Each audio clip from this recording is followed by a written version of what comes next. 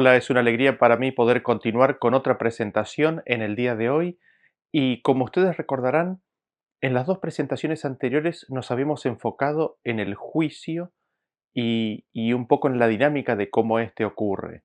Habíamos visto de que el juicio es la declaración de la verdad, la manifestación, la declaración de la verdad, de que procede de Dios y de que nosotros deberíamos anhelar y recibir el juicio de Dios para entender y conocer la verdad. Habíamos visto también que el juicio consiste en el discernimiento entre el bien y el mal, el poder separar y distinguir entre lo justo y lo profano, lo impuro y lo puro, y que esto provenía de Dios. Es Dios el que puede declarar la verdad, el que puede establecer lo que está correcto y lo que no está incorrecto. Y nosotros también habíamos visto de que Jesús, al ser la verdad, al ser la revelación del Padre, es el que nos declara el juicio, nos da el juicio y al mismo tiempo es el que busca acelerar y establecer el juicio sobre esta tierra, entendiéndolo como la declaración, la manifestación y la revelación de toda la verdad de Dios. Y también habíamos visto de que el versículo eh, nos dice de que el Padre a nadie juzga, sino que le ha dado todo el juicio al Hijo. Y esto tiene implicancias enormes para nuestra vida, para la forma en la cual nosotros nos conducimos con los demás. El Padre nadie juzga, sino que le ha dado todo el juicio al Hijo. Y también habíamos visto que el Hijo tampoco juzga a nadie. El Hijo no juzga, sino que nos dice que las palabras que Él nos habló, ellas juzgarán en el día postrero. Y nos preguntamos, ¿no? ¿Cómo será este juicio que emite? El Padre no juzga, el Hijo no juzga, y las palabras de Cristo son las que juzgarán a los que lo rechazan en el día postrero. Y vemos que en las Escrituras respecto de este tema nos dicen que el ser humano no debería juzgar. No juzguemos, nos dicen las Escrituras, para no ser juzgados. Con la medida, con la vara con la cual nosotros juzgamos a los demás, es como seremos juzgados. Y respecto de esto nos queda preguntarnos cuál, cuál es el origen de la condenación. ¿Por qué existe la condenación? ¿En qué consiste? ¿De dónde viene? Y para ello los invito a que me acompañen en la lectura del libro de Romanos, capítulo 5, y vamos a leer a partir del versículo 12. Y me gustaría que ustedes noten en particular eh, la palabra condenación. Lo vamos a leer en la Reina Valera antigua y dice así: De consiguiente vino la reconciliación por uno, así como el pecado entró en el mundo por un hombre, y por el pecado la muerte, y la muerte así pasó a todos los hombres, pues todos pecaron. Y en el 15 continúa diciendo: Mas no como el delito, tal fue el don. Porque si por el delito de aquel uno murieron los muchos, mucho más abundó la gracia de Dios a los muchos, y el don por la gracia de un hombre, Jesucristo. Ni tampoco de la manera que por un pecado, así también el don, porque el juicio a la verdad vino de un pecado para condenación, mas la gracia vino de muchos delitos para justificación. Porque si por un delito reinó la muerte por uno, mucho más reinarán en vida por un Jesucristo los que reciben la abundancia de gracia y el don de la justicia. Así que, de la manera que por un delito vino la culpa a todos los hombres para condenación, así por una justicia vino la gracia a todos los hombres para justificación de vida, porque como por la desobediencia de un hombre los muchos fueron constituidos pecadores, así por la obediencia de uno los muchos serán constituidos justos. La ley, empero, entró para que el pecado creciese, mas cuando el pecado creció, sobrepujó la gracia. ¿Y qué es lo que notamos aquí? Se nos presenta a dos hombres, se nos presenta a Adán y se nos presenta a Jesucristo. Se nos presenta el primer Adán y se nos presenta al segundo Adán, a Jesucristo. Y cómo la vida y las acciones de un hombre determinan y traen cierto resultado, hablando de Adán, el primer Adán, contrapuesto con la vida, las acciones del segundo hombre, del segundo Adán, de Jesucristo, que traen consigo mismo ciertas acciones. Y lo que me gustaría anotar en este sentido de que el primer Adán cometió un pecado y ese un pecado fue una desobediencia y trajo muchos delitos, trajo muchas transgresiones, en que en sí mismo y en su descendencia, y los hombres fueron constituidos pecadores. Los hombres, todos los hombres vinieron a ser pecadores por causa de ese un pecado de Adán. Y como consecuencia de ese pecado, ¿qué es lo que ocurre? Reina la muerte. Y también hay un juicio para condenación. Eso del lado de el primer Adán, del primer hombre. Pero notamos que con Jesucristo se revierte, se da vuelta toda esa serie de consecuencias que trajo el acto de un solo hombre, de Adán. Por medio de Jesucristo, en lugar de un pecado, tenemos la reconciliación, tenemos la justicia de uno, una justicia, la justicia de Dios manifestada y vivida en la vida de Cristo. En lugar de la desobediencia de Adán, tenemos la obediencia de Jesucristo. Y en lugar de muchas transgresiones y delitos, tenemos gracia, nosotros los hombres que nos hemos constituido en pecadores, recibimos gracia para la justificación. Como consecuencia de la vida y del pecado de Adán, los hombres fueron constituidos pecadores. Sin embargo, gracias a Jesucristo, si nosotros recibimos la gracia para la justificación, podemos ser constituidos justos. Eh, con el pecado de Adán reina la muerte, sin embargo, con la vida, con la justicia, con la obediencia, con la gracia y el don de Dios, reina la gracia y el don para la vida eterna. Y aquí en este sentido no me gustaría dejar de olvidar de que la gracia trae consigo e incluye el perdón de los pecados. Y lo que el acto de Adán trajo fue juicio para condenación, y sin embargo, en forma contrapuesta, lo que Jesucristo trajo fue el don para la justificación, que nuevamente eso incluye el concepto del perdón. Y lo que me gustaría resaltar de este versículo es de que el juicio para condenación procede y viene del pecado, procede y viene de Adán. El juicio para condenación es producto del pecado, es un fruto del pecado y que proviene de Adán. Y nosotros no podemos dejar de recordar lo que ocurrió en el jardín del Edén. Si nosotros vamos a Génesis capítulo 2 versículo 16, nos dice que mandó Jehová Dios al hombre diciendo, de todo árbol del huerto podrás comer, mas del árbol de la ciencia del bien y del mal no comerás, porque el día que de él comieres ciertamente morirás. Así que Dios le advierte al hombre, le dice, si comes del árbol, vas a morir. Dios le cuenta cuál va a ser la consecuencia de desobedecer su voz, su palabra. Y nosotros tenemos en Génesis 3:11 de que, o quizás en Génesis 3, ¿no? De que el hombre pecó y Dios se acerca al hombre. ¿Y qué es lo que hace Dios? A partir del versículo 11 dice, y Dios le dijo, ¿quién te enseñó que estabas desnudo? ¿Has comido del árbol del que yo te mandé no comieses? Y nosotros vemos aquí que Dios le pregunta al hombre, ¿quién te enseñó? ¿Estuviste hablando con alguien más? ¿Quién te dijo? ¿Quién te enseñó que estabas desnudo? ¿Comiste del árbol que yo te mandé que no comieses? Y noten ustedes la respuesta del hombre. El hombre respondió, la mujer que me diste por compañera me dio del árbol y yo comí. Y es interesante porque aquí nosotros es donde tenemos el juicio de Adán. Tenemos el juicio para condenación como consecuencia del pecado. Cuando se le pregunta, ¿comiste del árbol? La respuesta era sí o no. De hecho, la respuesta era sí, porque Adán sí había comido del fruto del árbol. Sin embargo, ¿qué es lo que hace Adán? Emite juicio y determina como culpable a su esposa y a Dios. Dice, la mujer que tú me diste, la mujer que me diste por compañera, me dio del árbol. Que mueran ellos. Yo no quiero morir.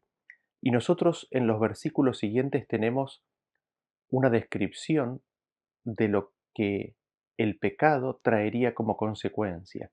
Dios hace una promesa de restauración, pero al mismo tiempo cuenta las consecuencias, describe las consecuencias que este pecado traerá sobre el hombre, sobre la mujer, sobre la humanidad, sobre la serpiente. Y en el versículo 21 nos dice que Jehová Dios hizo al hombre y a su mujer túnicas de pieles y los vistió. Allí, en esa acusación, en ese juicio para condenación de Adán, Adán estaba ofreciendo como chivo expiatorio, ¿a quién? A su esposa y a Dios, a su esposa y a Cristo. Cristo le había dado una compañera y es ahí cuando, en juicio condenador, Adán condena de esa forma a Cristo y a Eva en sus palabras. ¿Has comido del árbol, Adán? La mujer que tú me diste, ella me dio y comí. Y nosotros podemos volver a Romanos capítulo 5 y leemos a partir del versículo 16 para notar bien cómo es que la condenación, el juicio para condenación, proviene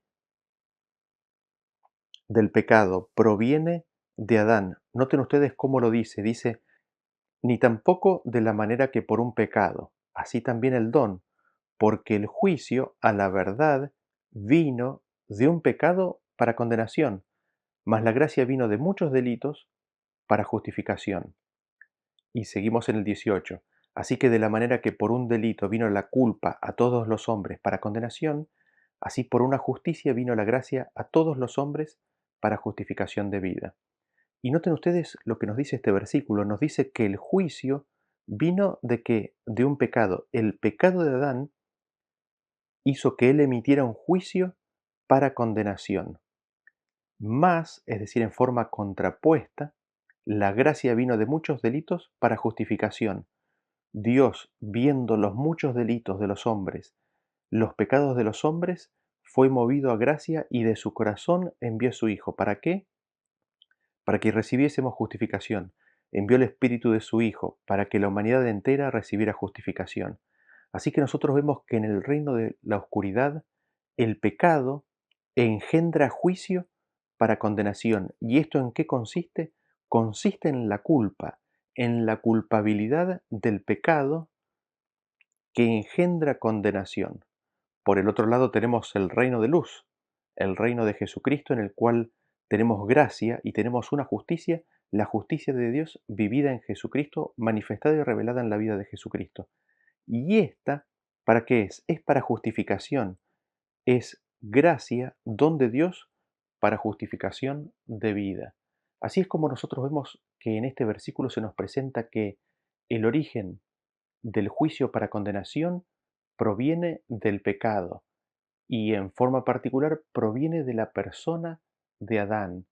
Y me gustaría que veamos esto como lo dice Jesús en Juan capítulo 3 versículo 17. Juan capítulo 3 versículo 17 nos dice, porque no envió Dios a su Hijo al mundo para condenar al mundo, sino para que el mundo sea salvo por él. El que en él cree no es condenado, pero el que no cree ya ha sido condenado, porque no ha creído en el nombre del unigénito Hijo de Dios. Y esta es la condenación, que la luz vino al mundo y los hombres amaron más las tinieblas que la luz, porque sus obras eran malas.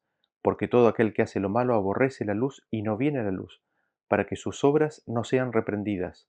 Mas el que practica la verdad viene a la luz, para que sea manifiesto que sus obras son hechas en Dios. Así que nosotros vemos que Dios envió a su Hijo al mundo. Lo envió en carne hace 2000 años aproximadamente. Pero Dios envió a su Hijo, Dios envió al Espíritu de su Hijo, desde el momento mismo en que el hombre cayó en pecado. ¿Para qué? Para rescatarlo, para salvarlo.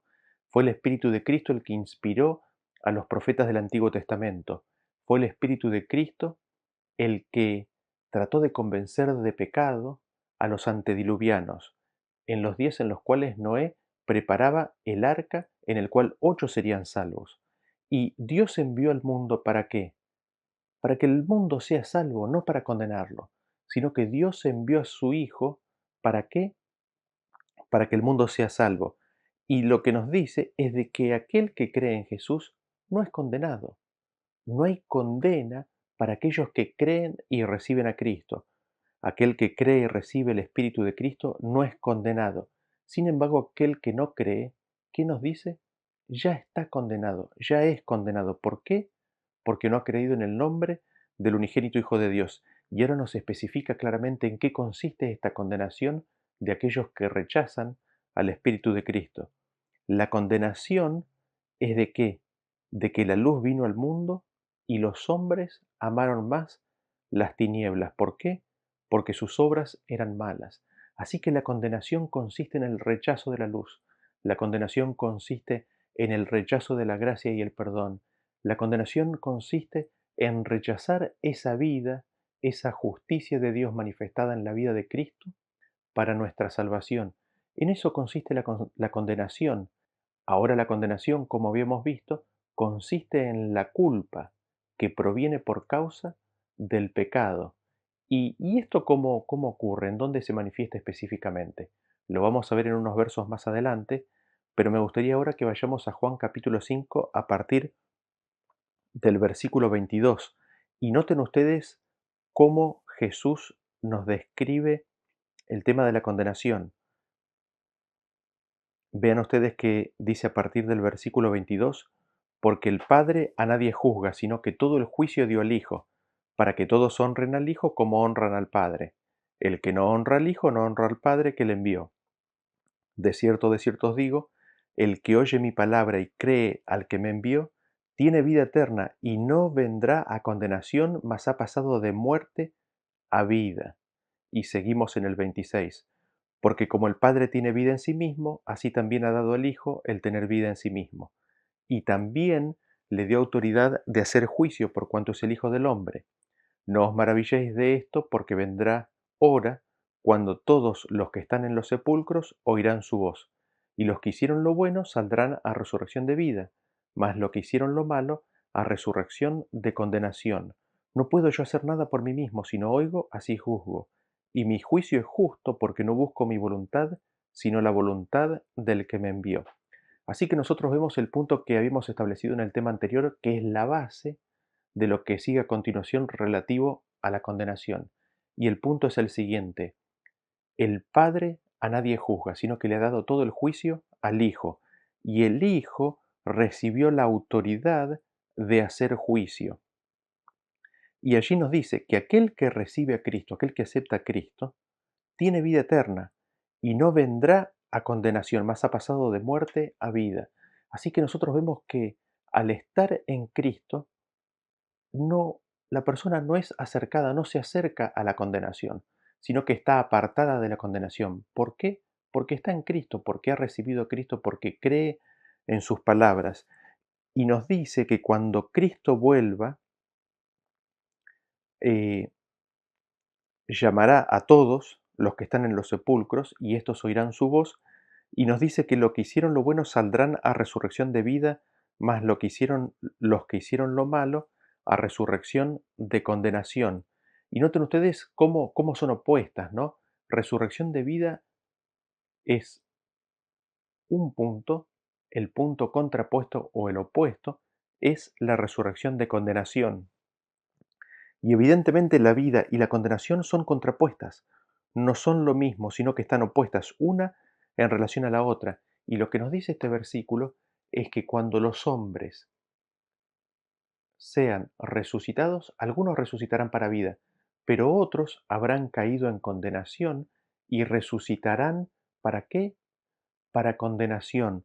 Resucitarán la resurrección de condenación. Y nos preguntamos, ¿no? ¿Cómo es que ocurrirá esto? ¿Cómo es el proceso? Y lo vamos a ver en detalle un poco hoy y después en los siguientes temas y en las siguientes presentaciones. Pero el punto que me gustaría destacar es el que se encuentra en Romanos capítulo 8, versículo 33, que nos dice así: ¿quién acusará a los escogidos de Dios? Dios es el que justifica. ¿Quién es el que condenará? Cristo es el que murió, más aún el que también resucitó, el que además está a la diestra de Dios, el que también intercede por nosotros. Es decir, cuando nosotros aceptamos el llamamiento de Dios y venimos a ser escogidos de Él, ¿quién es el que condena? No hay nadie que condene. No, recibimos y no somos condenados cuando estamos en Cristo Jesús. Esto es lo que nos dice Romanos capítulo 8 a partir del versículo 1. Dice así, de la siguiente manera: Ahora pues, ninguna condenación hay para los que están en Cristo Jesús, los que no andan conforme a la carne, sino conforme al Espíritu, porque la ley del Espíritu de vida en Cristo Jesús me ha librado de la ley del pecado y de la muerte, porque lo que era imposible para la ley, por cuanto era débil por la carne, Dios, enviando a su Hijo en semejanza de carne de pecado y a causa del pecado, condenó al pecado en la carne. Noten ustedes lo siguiente de este versículo. Nos dice que no hay ninguna condenación para quienes, para los que están en Cristo Jesús. Es decir, si nosotros estamos en Cristo Jesús y recibimos de su Espíritu, no hay condenación. En el Espíritu de Cristo no hay condenación. Digámoslo nuevamente, en el Espíritu de Cristo no hay condenación. ¿Por qué? Porque vimos que el Espíritu de Cristo es don, es gracia, es justificación, es obediencia a la ley de Dios, es la justificación ofrecida al hombre, es el perdón y el don de la gracia dada al hombre. ¿Para qué? Para que sea hecho justo. Y la condenación, ¿de dónde proviene? Proviene de Adán, proviene del reino de la oscuridad, proviene del pecado. A causa del pecado, el hombre emite juicio para condenación. A causa del pecado, el hombre tiene carga de culpa y condena. Y por esa razón no hay ninguna condenación en los que están en Cristo Jesús. ¿Por qué? Porque en el Espíritu de Cristo no hay condenación. Es lo que nos dice el versículo. Dice, ninguna condenación hay para los que están en Cristo Jesús, para los que andan conforme al Espíritu. Así que este punto es muy importante. Y el siguiente que me gustaría destacar de este versículo es la última parte, donde dice que Dios, enviando a su Hijo, condenó ¿a qué? Condenó al pecado en la carne. Así que nosotros vemos que hay una condena de parte de Dios ¿a qué? Al pecado. Es una condena que Dios hace no al pecador, sino al pecado. ¿Y cómo lo hace? La condena la hace en su propia carne. ¿Cómo la hace? No dándole espacio. La condena, ¿cómo la hace? Viviendo de acuerdo a la voluntad de Dios. ¿Cómo la hace? Teniendo la presencia del Padre morando en él. ¿Cómo es que condena al pecado en la carne? Renunciando al pecado, negándose a sí mismo. Así es como nosotros vemos que en Cristo, en el Espíritu de Cristo, no hay ninguna condenación, de que la condenación procede de Adán y que es un fruto del pecado, y de que Cristo, en su carne, al vivir la ley de Dios, al ser la manifestación perfecta de la vida de Dios, ¿qué fue lo que condenó? Condenó al pecado en su propia carne. Así es como vemos que en la condena del pecado, Cristo o Dios por medio de Cristo emite juicio respecto del pecado, declarándolo no bueno, declarándolo abominable, declarándolo no digno, declarándolo impuro. Y es en estos versículos en donde podemos ver que el Espíritu de Cristo no tiene condenación, pero en sí mismo, en su vida, Él condena ¿a qué? Él condena el pecado. Cristo condena el pecado en su vida, pero en su espíritu no hay condenación. Y me gustaría que leamos al respecto el versículo que se encuentra en Marcos capítulo 16, versículo 16. Dice, el que creyere y fuere bautizado será salvo, mas el que no creyere será condenado. Así que vemos que el no creer trae condenación y dice que será condenado. El ser condenado está opuesto a ser salvo. En un versículo anterior habíamos visto que la condenación era opuesto a la vida. Ahora vemos que la condenación es lo opuesto a la salvación. Así que, ¿cómo es que esto de ser condenado ocurre? Y al respecto me gustaría que entremos eh, en un versículo que se encuentra en el libro de Segunda de Corintios capítulo 3, en donde nosotros vemos que hay un ministerio de muerte, hay un ministerio de condenación por un lado, y por el otro lado hay un ministerio del Espíritu, hay un ministerio de vida. Y los invito a que lo leamos, está en Segunda de Corintios capítulo 3 versículo 7, que dice así: Y si el ministerio de muerte grabado con letras en piedras fue con gloria, tanto que los hijos de Israel no pudieron fijar la vista en el rostro de Moisés, a causa de la gloria de su rostro, la cual había de perecer, y seguimos en el 8, ¿cómo no será más bien con gloria el ministerio del Espíritu? Porque si el ministerio de condenación fue con gloria, mucho más abundará en gloria el ministerio de justificación. Y seguimos en el 14. Pero el entendimiento de ellos se embotó porque hasta el día de hoy, cuando leen el antiguo pacto, les queda el mismo velo no descubierto, el cual por Cristo es quitado. Y seguimos en el 16, pero cuando se conviertan al Señor, el velo se quitará.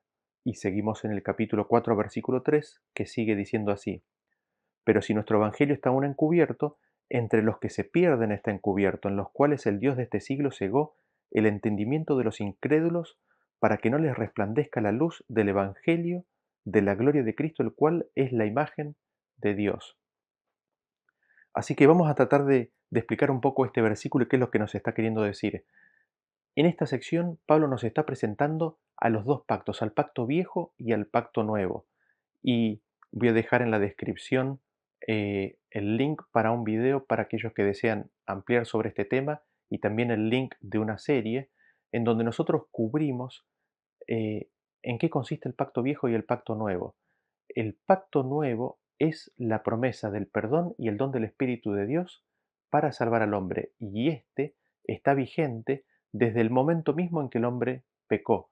Inclusive podríamos decir más: en realidad el pacto de Dios está vigente desde los tiempos inmemoriales, desde la eternidad. El pacto es la promesa que Dios le hizo a su Hijo de restaurar todas las cosas en caso de que el hombre cayera. Incluye mucho más también, pero ese es el pacto nuevo. Y al hombre le fue ofrecido el pacto nuevo desde el principio mismo, desde la caída misma. En Génesis 3:15, cuando Dios dice, pondré enemistad, allí estaba dando el pacto nuevo. ¿Y en qué consiste entonces el pacto viejo? El pacto viejo consiste en las promesas del hombre, en el esfuerzo del hombre de agradar a Dios, en el esfuerzo del hombre de cumplir las promesas de Dios. Es el hombre tratando de cubrir su desnudez con hojas de higuera. Y en ese sentido, nosotros notamos que este pacto viejo, ese esfuerzo del hombre de agradar a Dios, se lo llama el ministerio de muerte, se lo llama el ministerio de condenación, y se nos dice que este ministerio es glorioso. ¿En qué sentido y por qué es glorioso? Nosotros tenemos de que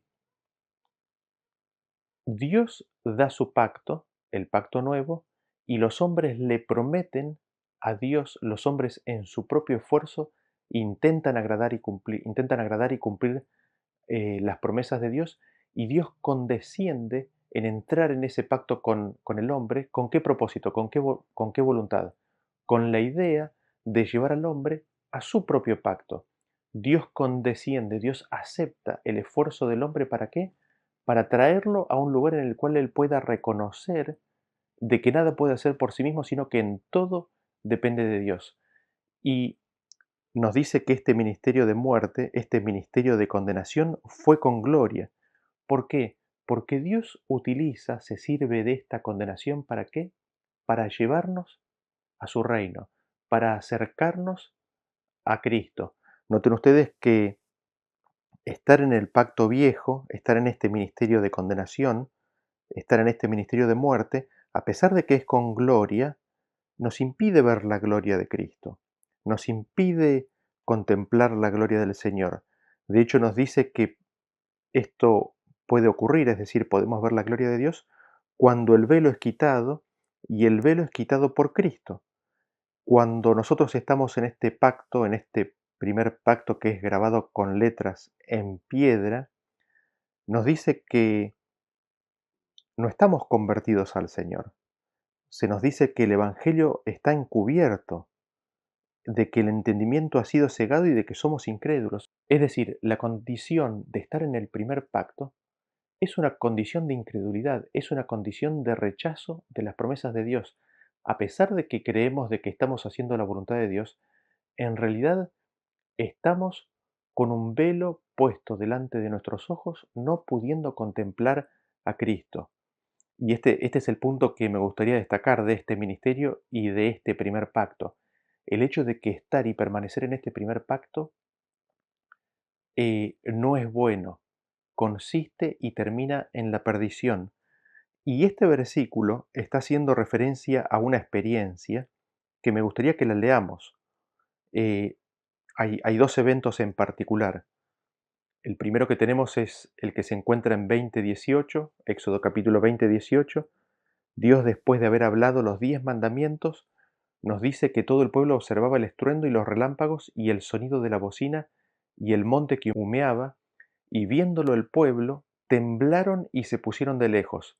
Y dijeron a Moisés: habla tú con nosotros y nosotros oiremos, pero no hable Dios con nosotros. ¿Para qué? Para que no muramos. Así que nosotros tenemos que Dios habla, Dios da su promesa, Dios da los 10 mandamientos. ¿Y cuál es la reacción del hombre?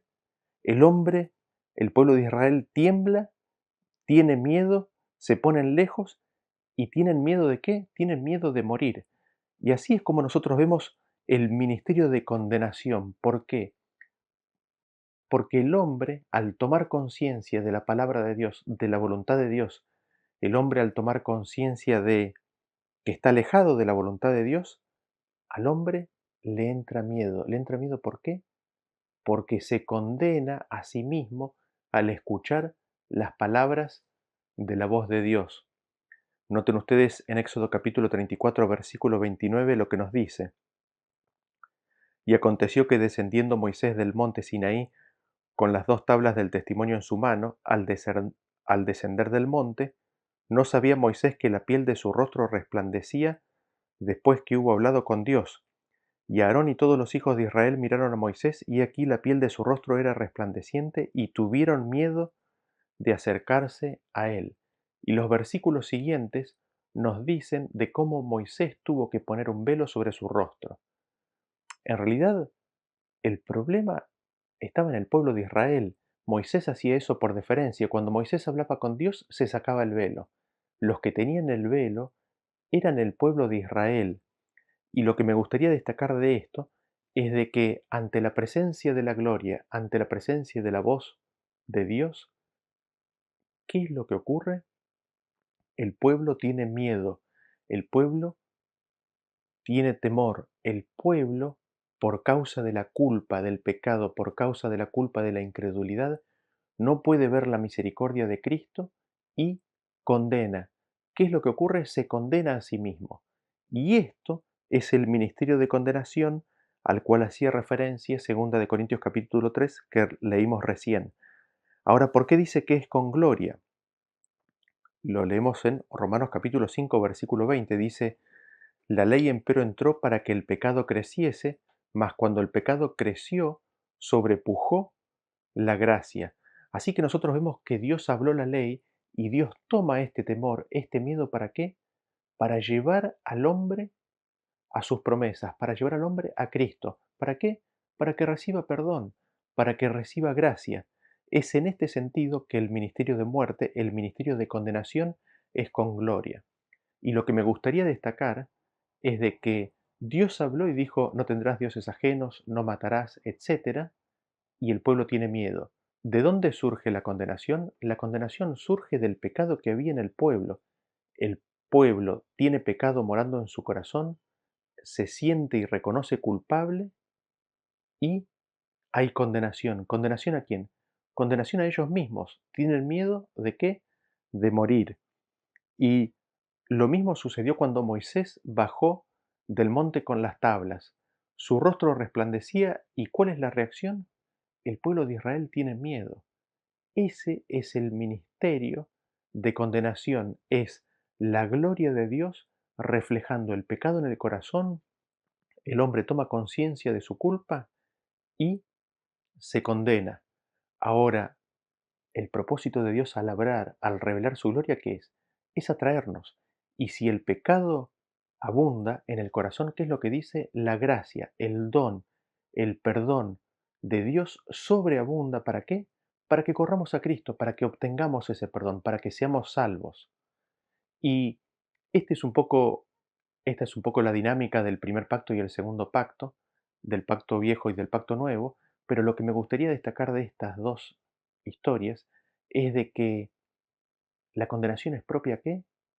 Al primer pacto, al pacto viejo, que es la condición propia del hombre pecador, que surge del mismo hombre, de que es el hombre el que se condena a sí mismo.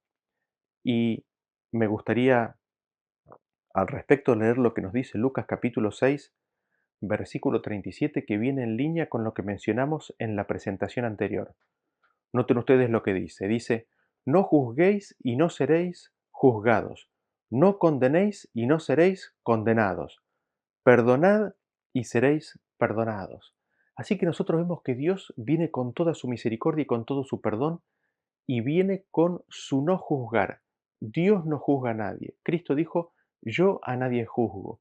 Y viene a nosotros y nos quiere dar exactamente lo mismo. Nos quiere dar su misericordia, nos quiere dar su perdón, nos quiere dar su carácter, su espíritu que no tiene condenación y que no tiene el juzgar a los demás. Sí está el juicio de condena al pecado en la carne propia, pero no hay juzgar a los demás y no hay condenación a los demás. Y en ese espíritu nos invita a que vivamos la vida de Cristo. Nos dice, no juzguéis y no seréis juzgados. Si nosotros rechazamos la vida de Cristo y empezamos a juzgar, ¿qué es lo que va a ocurrir? Vamos a ser juzgados. Si nosotros rechazamos la vida de Cristo, el Espíritu de Cristo, y condenamos, ¿qué es lo que va a ocurrir? Vamos a ser condenados. Y esto viene en línea con lo que presentamos en el tema anterior, que nos decía que con el juicio con el cual juzgamos, seremos juzgados, y con la medida con la cual medimos, seremos medidos. Por eso la invitación a no condenes. ¿Por qué? Porque con esa medida vas a ser condenado. Y noten cómo nos dice Santiago capítulo 5 versículo 9. Dice, hermanos, no os quejéis unos contra otros para que no seáis condenados. He aquí el juez está delante de la puerta. Así que el quejarse uno del otro implica que traemos condenación a nosotros mismos. Lo que nosotros hacemos de los demás es lo que los otros van a hacer. Lo que nosotros hacemos a los demás es lo que nos va a venir a caer sobre nuestras propias espaldas y en nuestro propio camino. Es realmente destacable esto y nos dice, no se quejen, no se quejen porque si se quejan del otro, ¿qué es lo que va a ocurrir? Seréis condenados. Y noten ustedes cómo nos dice Santiago 5:12, dice, pero sobre todo, hermanos míos, no juréis ni por el cielo ni por la tierra, ni por ningún otro juramento, sino que vuestro sí sea sí y vuestro no sea no, para que no caigas en condenación. Así que se nos advierte y se nos llama, se nos invita a qué? A que seamos cautos con nuestras palabras, que nuestro sí sea sí, que nuestro no sea no, de que no seamos cambiantes y fluctuantes en nuestra opinión. ¿Para qué? Para no caer en condenación.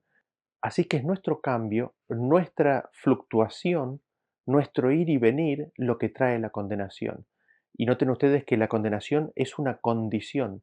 La condenación es la condición en la cual nosotros podemos caer. Y noten lo que nos dice, qué tipo de condenación es. En Primera de Timoteo 3:6 nos dice, no un neófito, no sea que envaneciéndose caiga en la condenación del diablo. Así que hay una condenación, y esa condenación ¿de qué es? Es del diablo, es la misma condenación que tiene el diablo. Y en Mateo 23, versículo 23 en adelante nos dice, ay de vosotros escribas y fariseos hipócritas, porque diezmáis la menta y el eneldo y el comino y dejás lo más importante de la ley, la justicia, la misericordia y la fe. Esto era necesario hacer sin dejar de hacer aquello. Y en el 33 nos dice, serpiente generación de víboras, ¿cómo escaparéis de la condenación del infierno? Así que nosotros vemos que hay una condenación del diablo, hay una condenación del infierno, y es esa a la cual nosotros estamos en riesgo de caer. Es la condenación del pecado, es la condenación provocada ¿por qué? Por la culpa. Y me gustaría que veamos, em, un par de versículos más en los cuales nosotros vemos este concepto que recién vimos respecto del pacto viejo, de que la condenación es una condenación que sale del pecado y es una condenación que sale del pecador mismo, es una condenación que viene ante la toma de conciencia de la culpabilidad. Vean ustedes cómo Romanos capítulo 2 versículo 1 nos dice, por lo cual eres inexcusable, oh hombre, quien quiera que seas tú que juzgas, pues en lo que juzgas a otro, te condenas a ti mismo, porque tú que juzgas, haces lo mismo. Así que aquí vemos la razón por la cual no debemos juzgar. ¿Por qué? Porque lo que está haciendo mi hermano es exactamente lo mismo que haría yo. Si no lo hago, es por la gracia de Cristo. La carne que hay en mi hermano es la misma carne que hay en mí. Por esa razón se nos dice no juzgues. ¿Por qué? Porque si nosotros juzgamos, nos estamos juzgando a nosotros mismos. Si nosotros nos quejamos y condenamos a los demás, nos estamos juzgando y condenando a nosotros mismos. Y lo que me gustaría a partir de este versículo es saltar al concepto establecido en la condenación que ocurre en el primer pacto, en el hecho de que ¿qué? De que la condenación proviene del pecador mismo, así como con Adán, así con el resto de los pecadores, pero para con uno mismo. Vean ustedes como dice Romanos capítulo 13, versículo 2, dice, de modo que quien se opone a la autoridad, a lo establecido por Dios resiste, y los que resisten acarrean condenación para sí mismos. ¿Quiénes tienen la condenación? Aquellos que resisten la autoridad, aquellos que son pecadores. ¿Y qué es lo que hacen? Llevan sobre sí, acarrean condenación. Y esa condenación que ellos llevan es condenación ¿para qué? Para consigo mismos. Es una acusación, es la conciencia de la culpabilidad y es la condenación propia la que ellos llevan.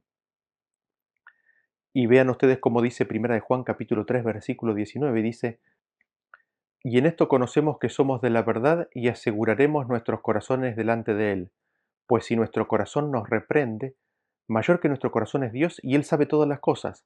Amados, si nuestro corazón no nos reprende, confianza tenemos en Dios. Y la palabra aquí que se usa es reprende, esta palabra reprende también es traducida o es la palabra condenación que hemos visto en los otros versículos. Y noten ustedes que lo que nos está diciendo el versículo es que nuestro corazón el que nos condena o no nos condena. Y si nuestro corazón nos condena, ¿a qué somos llamados? Somos llamados a ir corriendo a Cristo, a obtener perdón, a obtener misericordia.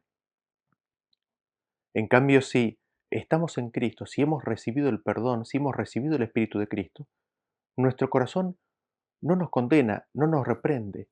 Y este es el punto que me gustaría destacar, de que la condenación proviene de uno mismo.